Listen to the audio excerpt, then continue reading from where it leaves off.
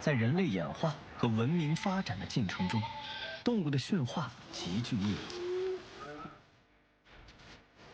它们提供了优质的营养，改变了人类的生产方式。而在广西，它们的存在让这片美丽的土地拥有更多生机与活力。Hello， 亲爱的小伙伴们，大家下午好！今天带大家看一下我养羊的地方。正在努力营业的是杨慧燕。我动的时候，你能不能动一下？90后的她姓杨也养羊，人送外号杨妹。而在她对面，这位似乎对拍短视频不太熟练的男人，是她的丈夫韦汉玉。对她来说，要把人和羊都拍美了，简直是难上加难。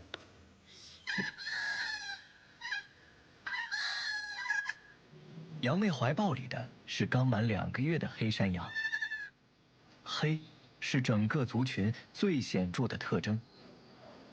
相比于其他黑山羊，马山黑山羊多了一些这片土地赋予的特色。广西是中国岩溶地貌分布最广的省份之一，地处广西中北部的马山县，拥有着典型的枫林枫丛地貌，北回归线穿境而过，日照充足，雨量充沛。马山黑山羊就是在这样的环境里奔跑着长大的。想要养出品质好的黑山羊，放牧尤为重要。山上新鲜的树叶是马山黑山羊最主要的食物来源。每天下午2点左右，赶着家里的200只黑山羊到附近的石山上觅食，是韦汉玉一天中最重要的任务。山上的石头错落无章，对人来说可谓步步惊心。好在黑山羊是攀岩高手，它们总能在乱石上找到合适的落脚点。强大的登山能力，很大程度上来自于羊蹄的独特构造。每个羊蹄都有2个脚趾，黑山羊可以通过分开脚趾卡住不规则的石头，形成强大的支撑力。黑山羊有自己的用餐要求，相比于味道平淡、质地较硬的草本植物，枝头嫩叶更受它们的青睐。为了吃到最鲜嫩的那片叶子，黑山羊总是尽可能伸长脖子去够一够。即便有时候个头限制了它们的发挥，它们也总有办法让新鲜的食物丝滑地进入嘴中。丰富多样的植物让黑山羊获得了更为全面的营养。由于常年爬坡健身，马山黑山羊以肉质紧实的口感广受欢迎。羊肉纤维细致，脂肪含量极低，半野生的放养方式使得羊肉带有自然的甜香，清水白灼，原汁原味的羊肉配上广西人最爱吃的米粉，一碗羊肉粉也可以鲜美无比。那个特别有食欲。真的饿，羊排羊蹄。大火爆炒，锅气氤氲下的红烧羊肉，香而不膻，鲜而不腻，令人回味无穷。哇，真香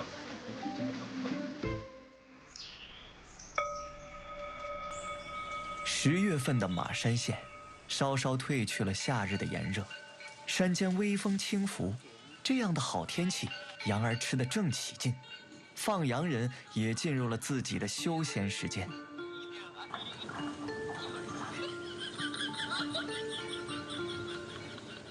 不过，黑山羊喜好自由，极其富有探索精神。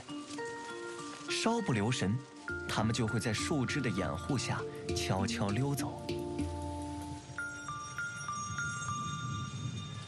喂，羊呢？有没有听见我说话？我在这里。耶，那你放我们羊啊？这羊丢丢啊，你人也丢，都不用回来喽。它应该是下面的。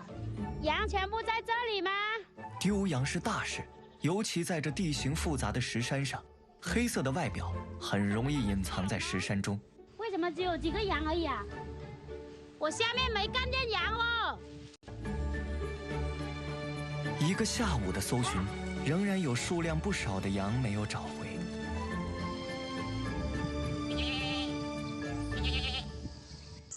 天色已经渐渐黑了下去。今天晚上这么多羊不回来，你说你放哪里呢？羊群如果只是走得太远，还不算大问题；如果是在山里陷入危险，被其他动物攻击，或是掉入难以爬出的地形陷阱，必须及时营救，才能挽回它们的生命。下来吧。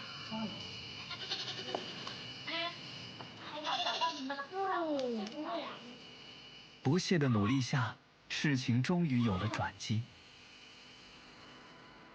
一双双眼睛反射着手电筒的亮光。没错，正是走丢了的黑山羊。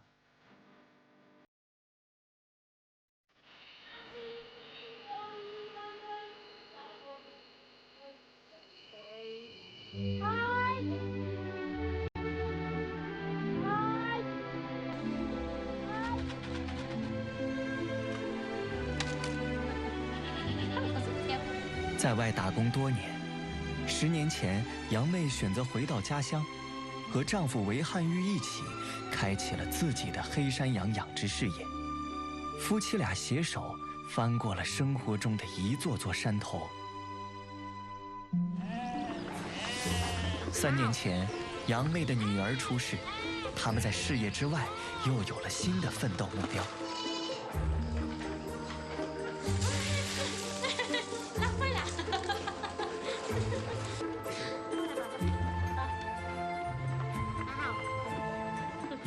今天，母女俩将守护一只小羊的诞生。这样的夜晚，1年会有几10次，母女俩不觉得疲倦。因为新生命的降临，总会为这个家和这片山地带来希望和欢乐。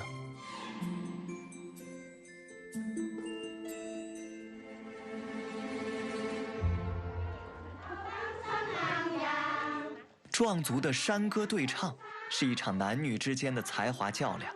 不过在壮族婚礼中，这边唱来那边和的旋律中少了些火药味，更多的是对新人的美好祝福。和大部分地区的婚礼一样，新人向宾客敬酒，大家推杯换盏，是整个婚礼最热闹的环节。不过在西林，甚至是在整个广西，想要笼络宾客的胃，鸭是最不可缺少的一道菜。葱姜备用，草果炒香，够味又不抢味的辅料，和鸭一起在水里清煮。鸭皮紧致，鸭肉爽滑，没有人可以拒绝这道美食。在西林，就连吃小吃的夜市都会出现白切鸭这样的硬菜。白切是西林人最钟爱的吃鸭方式。当然，不是什么鸭都能得到西林人的认可，一定得是本地的西林麻鸭才符合标准。自云南发源的沱阳江，顺着云贵高原的阶梯自西向东汇入大海。河湾宽阔，自古就是滇贵黄金水道。作为西林的母亲河，沱阳江滋养了这片土地。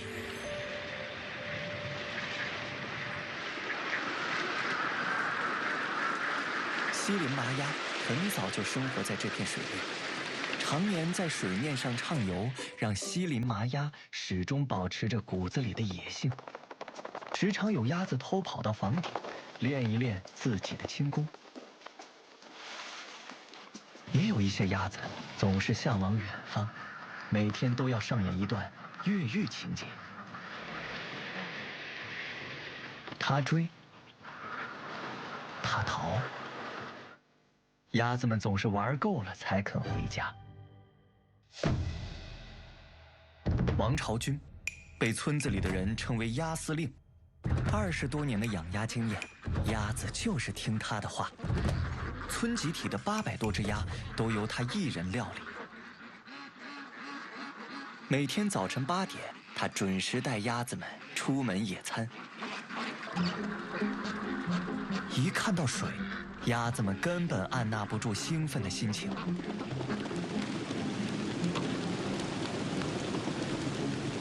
这时候，任凭什么事情发生，这些鸭都不会回头看一眼。直到下午5点，王朝军终于展现了鸭司令的技能。没有装备，全靠嘴喊。一声号令，饱食1天的鸭子们逐渐上岸。不用费力，麻鸭们便会自己回家。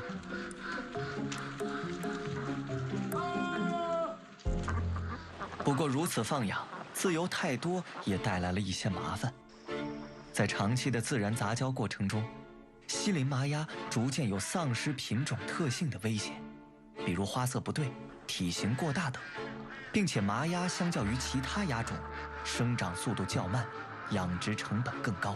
越来越多的西林人不再养殖西林麻鸭，如此下去，纯正的西林麻鸭甚至有消失的风险。因此，让品种更纯、族群扩大的提纯复壮工作极为重要。是啊，这个天然的，比较适合养鸭的环境。广西农业职业技术大学的廖晓光，每个假期都会从南宁赶到西林，一头扎进村子里，不为别的，只为收集最符合标准的西林麻鸭。长期进行提纯复壮工作，廖晓光练就了火眼金睛。这只不行，头部那里有白毛的也不能选。全身长有斑点，麻黄色的体羽，栗色的嘴，甚至体重，这些特征都要一一比较。被挑中的鸭子会被带回保种场，以7只母鸭和1只公鸭的形式组成新的家庭。在科研人员的长期监测下，经过几代的优中选优，最终选育出品质更高、特点鲜明的西林麻鸭。让西林麻鸭成为西林麻鸭，听上去有点荒谬，事实上迫在眉睫。完成这个目标，需要许多人许多年的坚持。找鸭、选鸭、养鸭，他们日复一日的工作，让西林麻鸭不会只是一个名字，让西林麻鸭的金字招牌可以更亮一些，更响一些。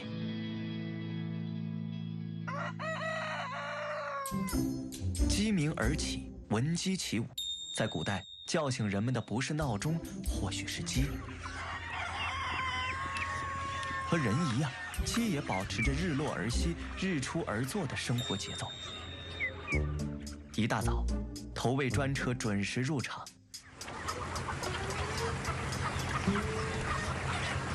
经过一夜，早晨是鸡最饥饿的时候。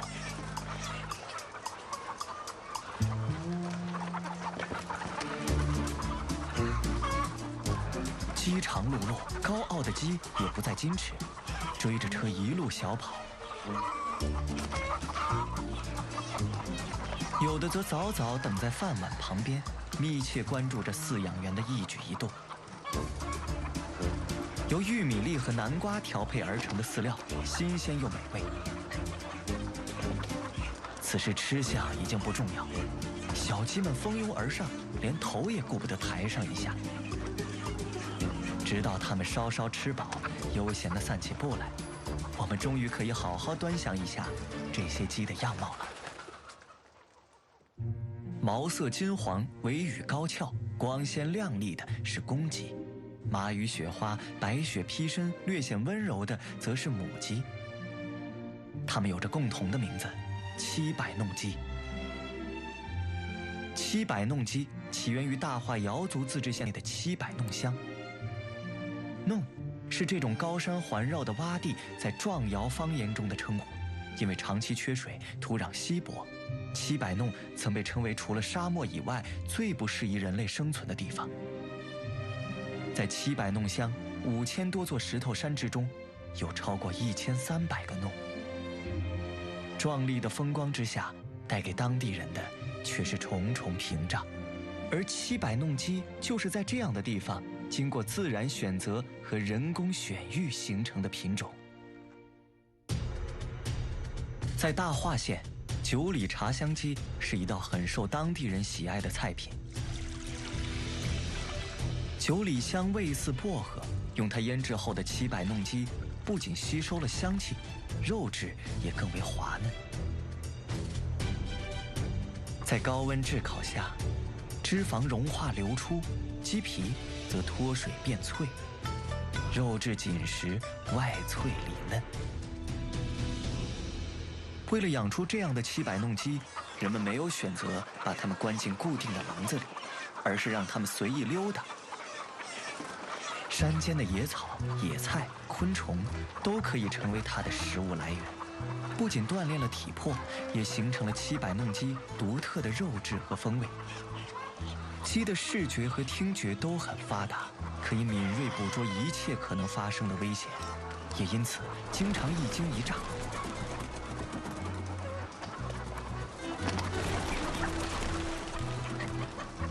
鸡舍顶安置的喇叭，为小鸡们播放着精心准备的音乐，缓解了突如其来的噪声干扰，让小鸡们也可以放松警惕，安心成长。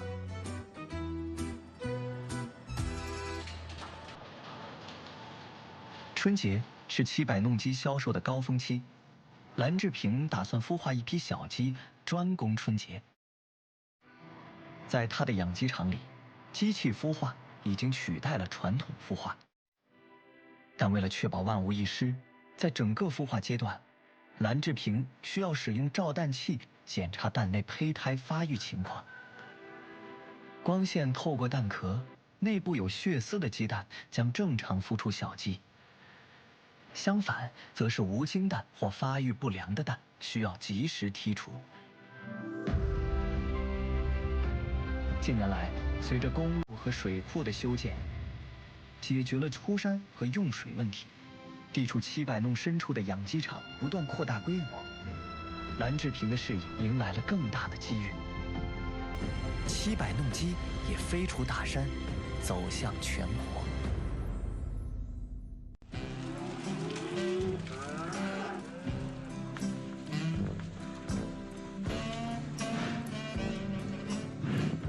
要说镜头感，谁能比得上眼前这些水牛们？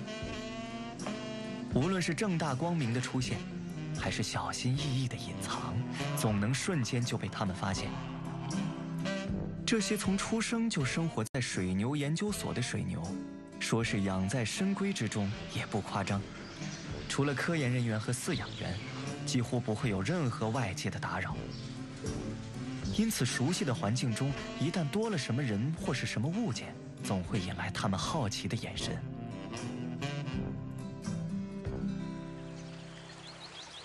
1万多年前，中华先民驯化了野生稻，获得了稳定的食物来源。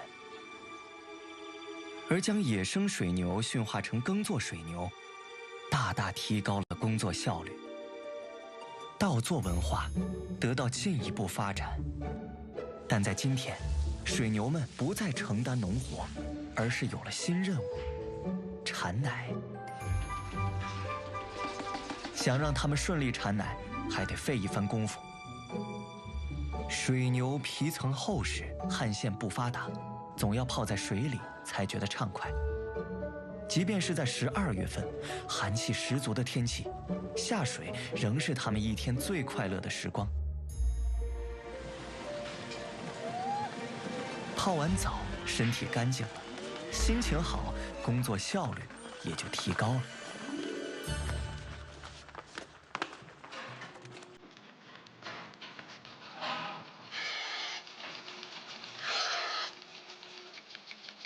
水牛奶一直受两广地区人们的喜爱，只是奶水牛的产量相比黑白花奶牛稍逊一筹。1957年开始，广西水牛研究所从国外引进了体型大、产奶量高的拉水牛和尼里拉菲水牛，将它们和中国本土水牛进行繁育，才有了眼前这些既有中国血统又能大量产奶的水牛们。不过，即便是产奶量大大提升，当前一头黑白花奶牛的年产量仍然是一头奶水牛的3倍左右，水牛奶更显珍贵。南宁街头，一杯奶茶几乎成了年轻人的时尚单品。由水牛奶制成的奶茶格外受欢迎。相比普通的牛奶，水牛奶脂肪含量和蛋白质含量更高，口感丝滑绵密，天然乳糖含量比普通牛奶高出10%，更多占比的游离肽氨基酸为水牛奶赋予了更加鲜甜的风味。绝佳的口感和风味让水牛奶成为饮品界的天选原料。当然，水牛奶的妙处在奶茶流行以前早已被人们发现。更高的蛋白质和脂肪含量使得水牛奶具有更高的凝固成功率，因此水牛奶一直是制作浆状奶这道两广地区特色甜品的首选。将加热但不煮沸的水牛奶迅速冲进新鲜的浆汁之中，在浆汁的作用下，水牛奶逐渐凝固，静待5分钟，最终变成布丁般的凝胶状，这便是浆状奶。在早晨喝上一杯新鲜的水牛奶，是许多南宁人开启新一天的方式。不到3点，向柳芳已经到达奶站。作为送奶工的他，需要在7点前将奶送至100户人家。每户订的奶数量、种类都不一样，确保不出错，只能靠记忆力和熟能生巧。依托于现代的牛奶加工保存技术和发达的运输系统，更多的人可以品尝到水牛奶的香甜滋味。水牛奶每天都会以最快的速度到达生产线，并在此化身不同风味的牛奶。现代化的工厂已然实现了全流程自动化，从灌装到入库几乎很难见到工人的身影。一台机械臂就能同时抬起12箱牛奶。数字化的仓库管理让每一批奶都能在合适的时间出库，送至遥远的地方。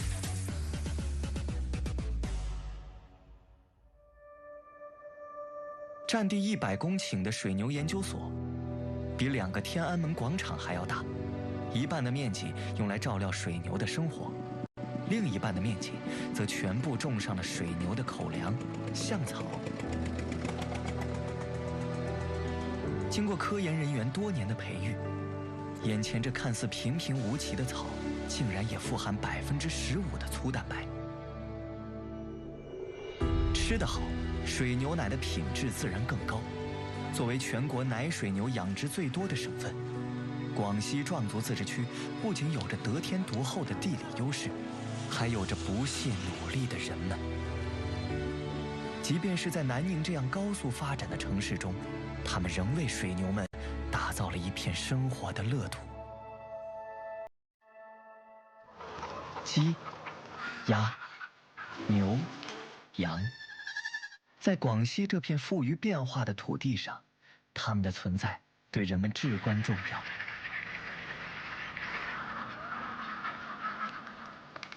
厉害！尽管生活之中会出现千百种状况，只要我们彼此相伴，总会跨过难关。